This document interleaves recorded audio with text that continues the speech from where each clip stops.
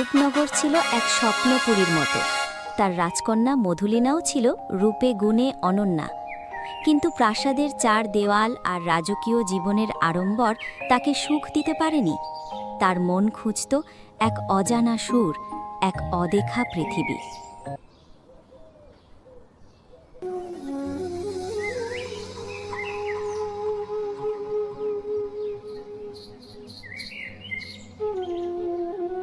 এই কেমন সুর! এ তো আমার আত্মার সুর, এ তো আমার সেই স্বপ্নের সুর। আমাকে জানতে হবে কে এই সুরের জাদুকর।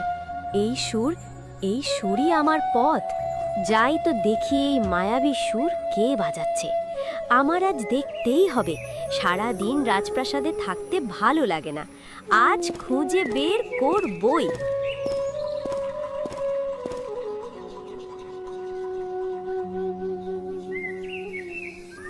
এ কি? এ তো রাখাল। আমার মনে হয় এই সেই সুরের জাদুকর। আপনি কি বাঁশি বাজাচ্ছিলেন কাল বিকেলে? হ্যাঁ, আমি রোজই এখানে বসে বাঁশি বাজাই, কিন্তু আপনি তো এখানকার নন মনে হচ্ছে। আমি আমি পাশের গ্রামের এক সাধারণ মেয়ে। কাল আপনার বাঁশির সুর শুনে খুব ভালো লেগেছিল, তাই আজ চলে এলাম। আমার বাঁশির সুর আপনার এত ভালো লেগেছে শুনে খুব খুশি হলাম। আচ্ছা, আজকে তো সন্ধে হয়ে গেছে, আমার যেতে হবে। অন্যদিন দেখা হবে।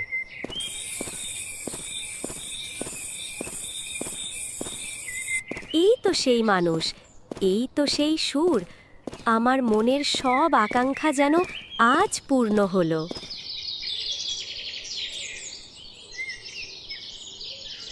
নয়ন তার বাঁশি বাজাচ্ছে, কিন্তু এবার তার বাঁশির সুরে এক অন্যরকম দেওতনা, যেন তাতে প্রেম আর মুগ্ধতার ছোঁয়া লেগেছে।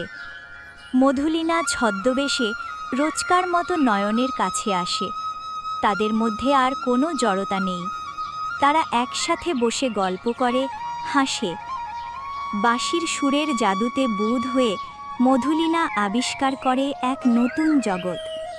নয়নের সরলতা, তার উদার মন আর প্রকৃতির প্রতি তার গভীর ভালোবাসা রাজকন্যার পাথরের মতো মনকে এক নতুন অনুভূতির স্পর্শে জাগিয়ে তোলে। তাদের হৃদয়ে এক নতুন বসন্তের আগমন ঘটে। আপনার সাথে সময় কাটালে মনে হয় সময়টা যেন উড়ে যায়। আপনার নামটা তো এখনো জানা হলো না, সুন্দরী মেয়ে।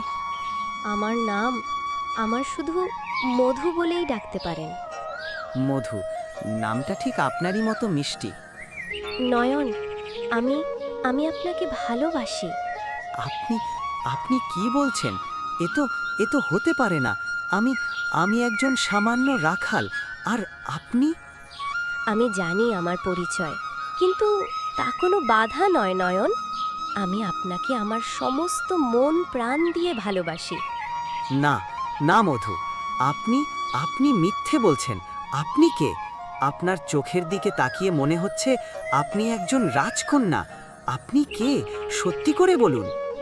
আপনি যখন বুঝেই ফেলেছেন আমি আসলেই রাজকন্যা মধুলিনা, আমি আপনাকে অসম্ভব ভালোবাসি। দয়া করে আমাকে বুঝুন একটু। রাজকুমারী? আপনি আপনি রূপনগরের রাজকুমারী মধুলিনা? আমার সর্বনাশ হয়ে গেছে। রাজা জানতে পারলে আমাকে মেরেই ফেলবেন। আমি আমি আপনাকে ভালোবাসতে পারি না। এই সম্পর্ক হতে পারে না। আরে কোথায় যান? দাঁড়ান, একটু দাঁড়ান।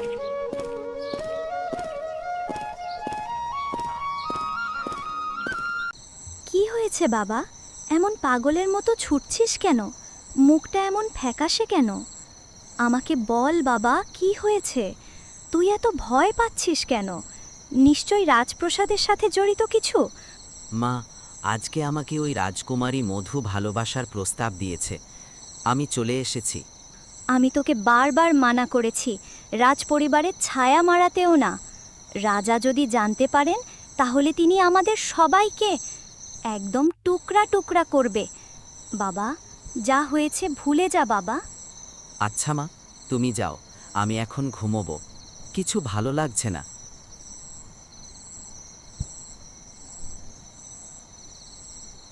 রাজকুমারী মধুলিনা আমার মতো এক রাখালকে ভালোবাসে, এ তো স্বপ্ন। কিন্তু এ স্বপ্ন কি সত্যি হতে পারে? রাজার রাগ, মার ভয়, সব কিছু যেন আমাকে গ্রাস করছে। কিন্তু ওর চোখ, ওর মুখের সেই আকুলতা, আমি কি ওকে ভুলতে পারবো?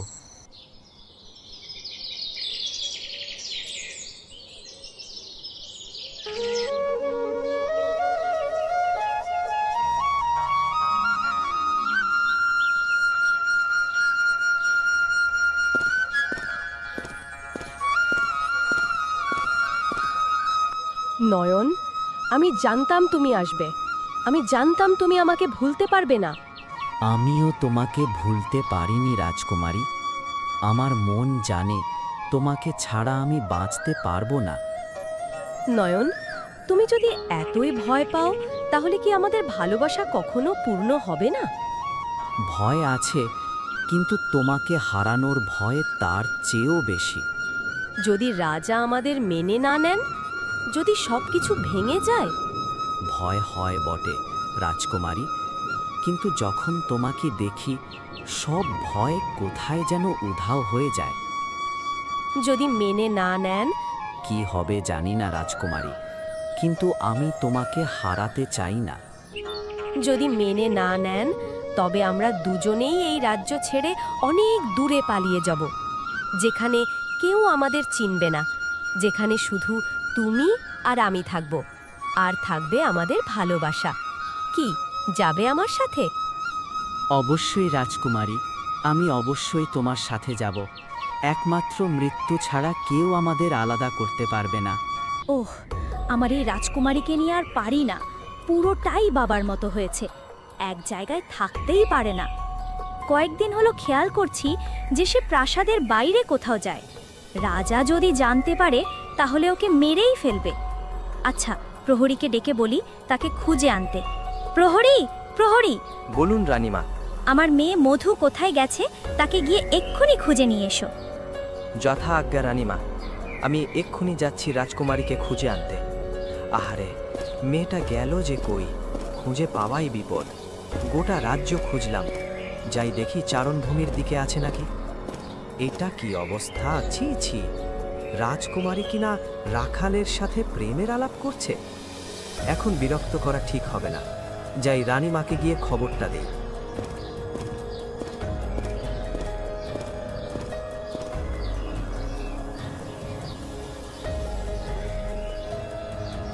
রাজকুমারী, এ আমি কি শুনছি? তুমি নাকি একটা রাখালের সাথে গল্প করছো? মা, রাখালের সাথে তেমন কিছুই নেই আমার, এমনি শুধু গল্প করছিলাম। আচ্ছা, যাই হোক, আর যেন না দেখি। এমনিতেই রাজপ্রসাদের বাগানে থাকবে এখন থেকে, মনে থাকবে? আচ্ছা মা, আর দেখবে না। আর যদি না শোনো তবে তোমার বাবাকে জানাতে বাধ্য হব আমি। না মা, না, দয়া করে এমনটা করো না। বাবা জানতে পারলে আমাকে মেরেই ফেলবে। এবারের মতো ক্ষমা করে দাও মা। আচ্ছা, ঠিক আছে। সর্বনাশ, আমি যা ভেবেছিলাম তাই। এই ছেলে রাজকুমারীর প্রেমে পড়েছে। রাজা যদি জানতে পারেন তাহলে আমাদের পুরো বংশকে নিশ্চিহ্ন করে দেবেন। নয়ন, এসব কি শুনলাম আমি? তুই রূপনগরের রাজকুমারীর সাথে প্রেম করছিস? তোর কি একটুও বুদ্ধি নেই? তোর মাথা খারাপ হয়ে গেছে? আমি না তোকে বারবার মানা করেছি রাজ পরিবারের ছায়া মারাতেও না? মা, আমি ওকে ভালোবাসি। ওকে ছাড়া আমি বাঁচতে পারবো না। ভালোবাসা? কিসের ভালোবাসা? রাজা জানতে পারলে তোর গর্দান নিয়ে নেবে। আমার সব শেষ হয়ে যাবে। আমি তোকে নিয়ে আর বাঁচতে পারবো না। ভুলে যা ওকে। আজ থেকেই তুই আর ওই চারণভূমিতে যাবি না। ভুলে যা সব। আমি যদি চারণভূমিতে না যাই তাহলে তো গরুরা না খেয়ে মারা যাবে। আচ্ছা মা, আমি আর তার সাথে কথা বলবো না, আর সব ভুলে যেতে চেষ্টা করব।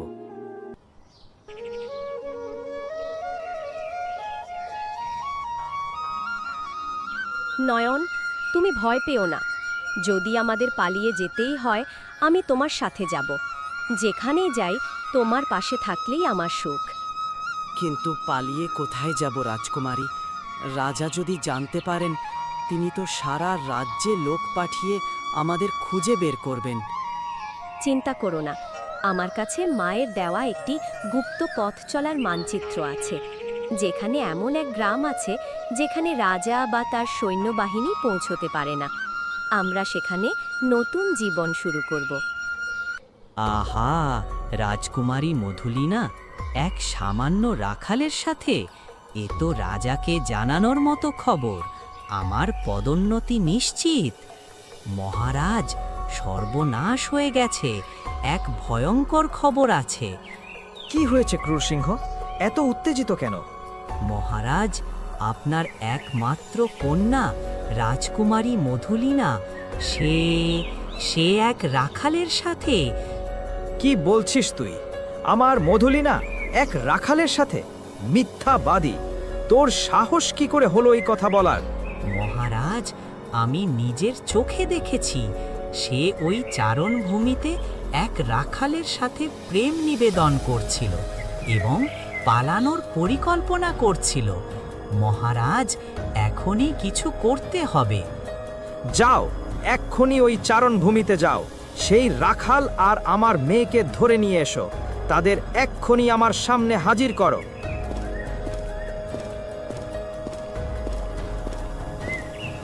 রাজকুমারী মধুলিনা এবং এই রাখাল, মহারাজের আদেশে তোমাদের গ্রেফতার করা হলো।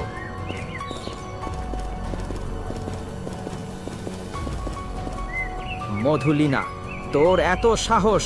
তুই আমার মান সম্মান সব ধুলায় মিশিয়ে দিয়েছিস। তুই এক রাখালের সাথে সম্পর্ক করেছিস যে কিনা আমার পায়ের ধুলোর যোগ্যও নয়। বাবা, আমি নয়নকে ভালোবাসি। সে কোনো তুচ্ছ রাখাল নয়। সে একজন সৎ ও ভালো মানুষ। তার মন রাজাদের থেকেও অনেক বড়। চুপ কর! তোর মুখে এসব কথা মানায় না। আমি এই সম্পর্ক কোনো দিনও মেনে নেব না। রক্ষীরা, এই রাখালকে এক্ষুনি অন্ধ কারাগারে নিক্ষেপ করো। আর আমার মেয়েকে, তাকে আজ থেকে গৃহবন্দী করা হলো। কেউ যেন তার সাথে দেখা করতে না পারে। বাবা, তুমি যাই করো না কেন, আমার ভালোবাসা মিথ্যা নয়। নয়ন আমাকে উদ্ধার করে তোমাদের সবার মন জয় করবে। সে আমাকে তার করে নেবে। তুমি দেখে নিও। কি তোর এত বড় সাহস? তুই আমার সামনেই এসব কথা বলছিস? তুই যত দিন না এই রাখালকে ভুলছিস, তত দিন তুই সূর্যের আলো দেখতে পাবি না। রক্ষীরা, ওকে ওর কক্ষে আটকে দাও। কোনো খাবার বা জল ছাড়া কেউ ওর কাছে যেতে পারবে না। দেখি কত দিন তোর এই ভালোবাসা থাকে।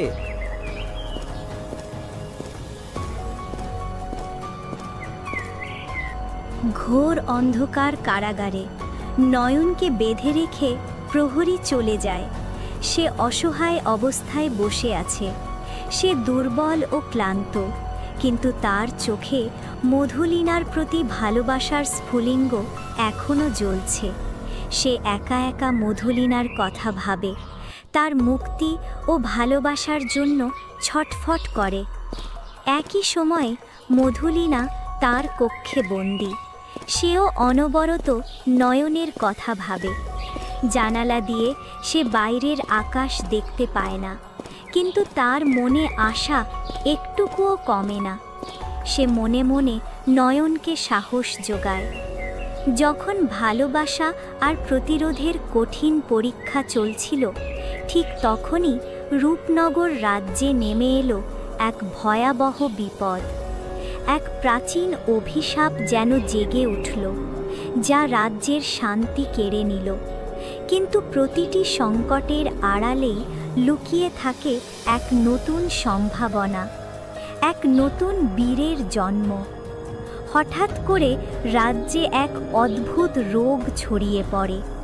গ্রামের মানুষজন অসুস্থ হতে শুরু করে, ফসল নষ্ট হয়ে যায়। বাতাসে এক বিষাক্ত গন্ধ ছড়িয়ে পড়ে। রাজ্যের চিকিৎসক ও বৈদ্যরা কোনো উপায় খুঁজে পায় না। ধীরে ধীরে রূপনগর এক ভয়ের রাজ্যে পরিণত হয়। রাজা মহেন্দ্র চিন্তিত ও দিশাহীরা হয়ে পড়েন। এ কেমন বিপদ! আমাদের রাজ্য ধ্বংসের মুখে। কেউ কি নেই এই রাজ্যকে রক্ষা করার মতো? মহারাজ, শোনা যায় এই রোগ এক প্রাচীন অভিশাপের ফল। বনের গভীরে থাকা এক গাছ থেকে এই বিষ আসছে। কেউ সেখানে যেতে সাহস পায় না, কারণ সে গাছ পাহারা দেয় এক বিশালাকৃতির কাল নাগিনী। কালনাগিনী, এ তো অসাধ্য। তাহলে কি আমার রূপনগর ধ্বংস হয়ে যাবে?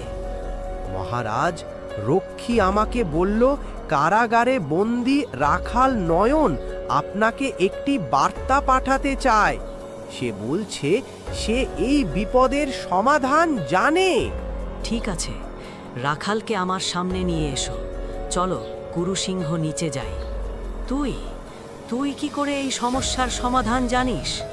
মহারাজ, আমি বনের ছেলে। আমি প্রকৃতির ভাষা বুঝি।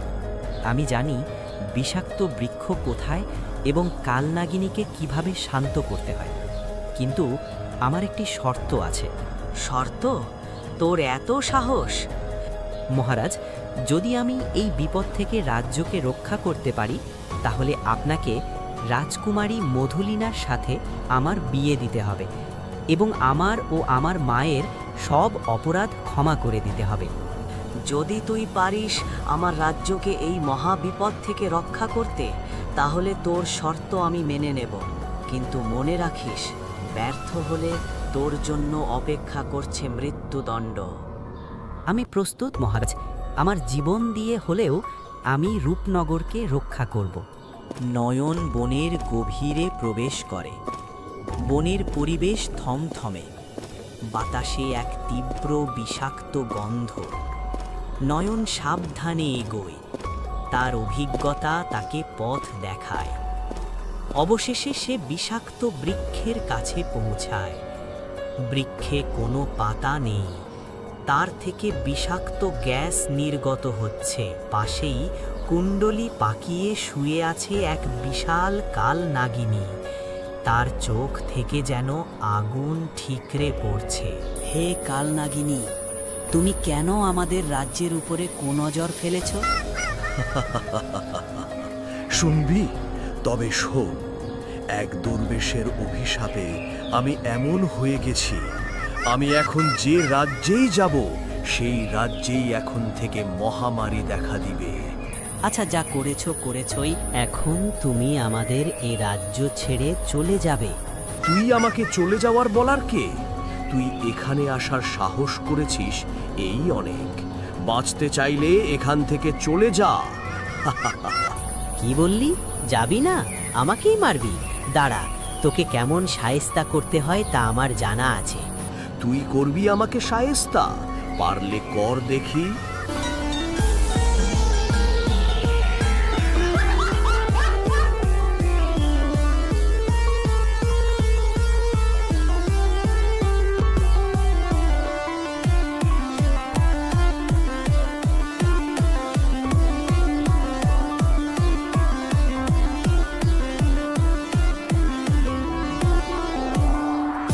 ওরে বাবারে, মরে গেলাম রে। রাখাল, তোর এই বাঁশি বাজানো বন্ধ কর। আমি অনেক দূরের জঙ্গলে চলে যাব, আর কারো ক্ষতি করব না। আর কোনোদিন আসবি এ রাজ্যে?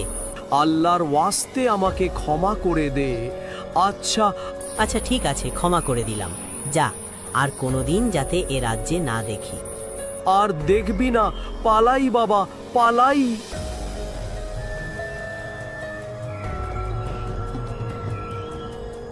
ধীরে ধীরে বনের বিষাক্ত গন্ধ কমে আসে। গাছের পাতা আবার সতেজ হতে শুরু করে। রাজ্যের অসুস্থ মানুষজন ধীরে ধীরে সুস্থ হয়ে ওঠে। ফসল আবার ফলতে শুরু করে। রূপনগরে আবার শান্তি ফিরে আসে। ভালোবাসা আর আত্মত্যাগ মানুষকে দেয় অসীম শক্তি। নয়ন প্রমাণ করেছিল, সত্যিকারের ভালোবাসা কোনো বাঁধন মানে না, আর সাহস ও বুদ্ধিমত্তা দিয়ে যে কোনো বিপদ মোকাবিলা করা যায়। রূপনগরে আবার শান্তি ফিরে আসে, আর নয়ন ও মধুলিনার ভালোবাসা রূপকথার এক নতুন অধ্যায় রচনা করে। রাজা তার কথা রাখেন। নয়ন আর মধুলিনার ধুমধাম করে বিয়ে হয়। তাদের ভালোবাসা পূর্ণতা পায়।